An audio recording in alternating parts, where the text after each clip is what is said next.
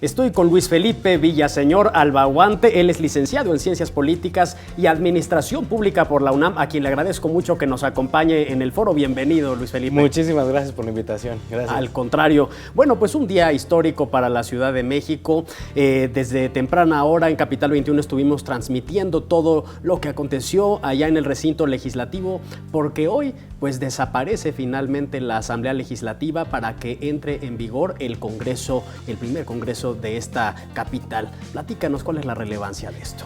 Fíjate que yo creo que además de toda la relevancia jurídica y constitucional, histórica que hemos vivido, porque es uno de los ordenamientos, además de ser el máximo ordenamiento que ahora vamos a tener, es súper progresivo. Creo que fue una ventaja grandísima para los legisladores también en este asunto, porque da muchísima materia de análisis y de propuestas, ¿no? Les da mucho más juego a los asambleístas, ahora ya diputados, y van a tener una posibilidad tremenda de legislar en muchísimos ámbitos. Y creo que también debe de ser prioritario, y en este sentido, si quieres después lo retomamos, las legislaciones secundarias que ya obligan, ¿no? en esta materia. Una de las principales diferencias es definitivamente que ya no dependemos de la federación, ¿no? Ya somos autónomos en tanto cualquier constitución de un estado, y van a tener muchas facultades los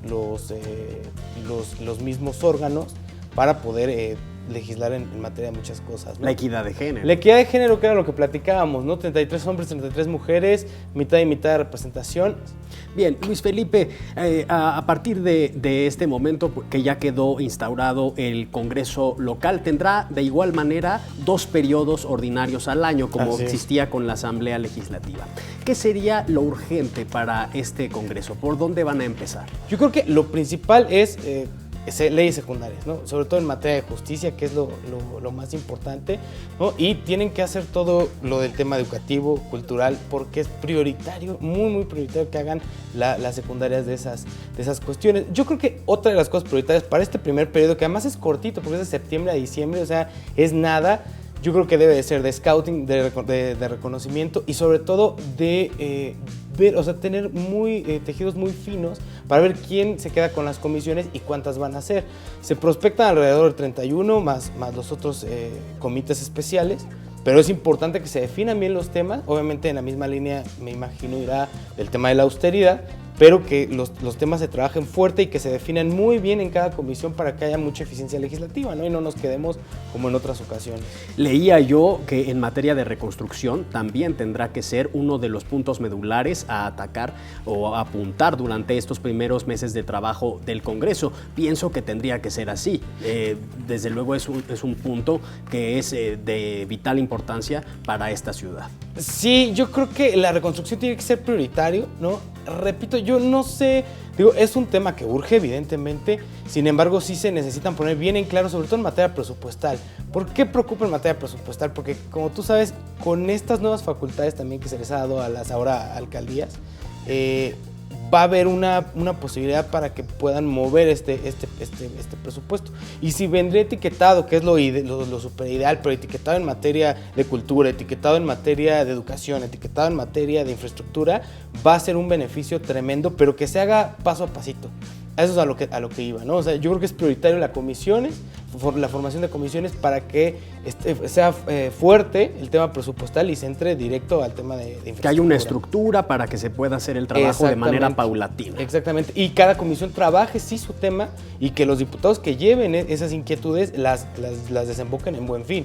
Si nos quedamos cortos y por la aceleración del presupuesto y el tema y el asunto nos queda debiendo el presupuesto, pues no se va a poder hacer una buena reconstrucción. Bien, ahora para esta capital, pues no solamente es un día único por la instalación de este Congreso local, sino porque también entra en vigor la Constitución de la Ciudad de México, una Constitución que fue creada por muchas voces, que se entiende como una Constitución muy plural y que por supuesto pues es la Carta Magna en donde los ciudadanos podemos ver todos nuestros derechos y obligaciones. Platícanos un poco con respecto a esta Constitución, ¿cuáles serían los puntos medulares que tendríamos que conocer como ciudadanos? Yo creo que una de las cosas que hizo fue ampliar muchísimo el tema de derechos, ¿no? La creación de un Consejo Ciudadano que va a ser ahora de mucha ayuda. El tema de los gobiernos de coalición, que ahora los jefes de gobierno pueden hacer, como digamos, agendas con gobiernos de coalición siempre y cuando hayan estado así. La revocación de mandato, que también va a ser muy importante. Y yo veo también que es una constitución y va a ser un proceso mucho más amplio desde el reconocimiento de la población LGBT hasta el tema del consumo de marihuana, obviamente en espacio medicinal. Sabemos que pues hubo más bien, ¿no?, varias controversias ahí constitucionales que al final el tribunal hace un día, 2 días, dijo no hay ningún problema, va en estos términos, pero sí creo que aquí en este caso el Estado, es decir, el Estado ahora, nuestra Ciudad de México, va a poder empujar los temas para que la Federación abrace estas inquietudes y pueda también desahogarlos, o sea, desde el matrimonio homoparental que te decía hasta el consumo de marihuana o el tema que está atorado en COFEPRIS y que si no ha salido en la Federación, por eso es que en la ciudad no está operando, ¿no? No podría operar como se... Los derechos de los animales como seres sintientes también es un punto que se ha tocado mucho. Es un punto clave, fíjate que yo en lo particular creo que es complicado, o sea, es complicado porque a veces creemos, ¿no?, en los derechos de los animales o el reconocimiento como seres sintientes que se dio en la discusión, estuvo intensa esos días en el Congreso Constituyente, pero se nos olvida que también tenemos animales de consumo y abasto, se nos olvida que también hay vida silvestre, porque creemos muchas veces en el animal y pensamos gatito, perrito, periquito, algún ave que tengamos de ornato y se acabó.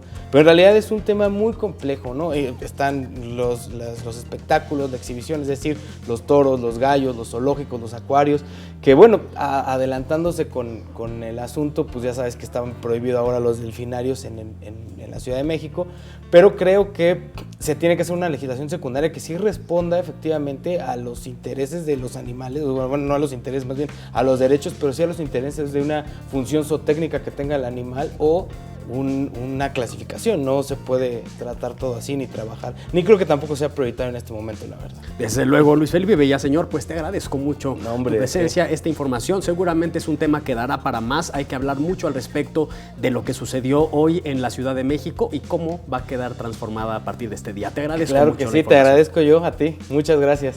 Nosotros continuamos.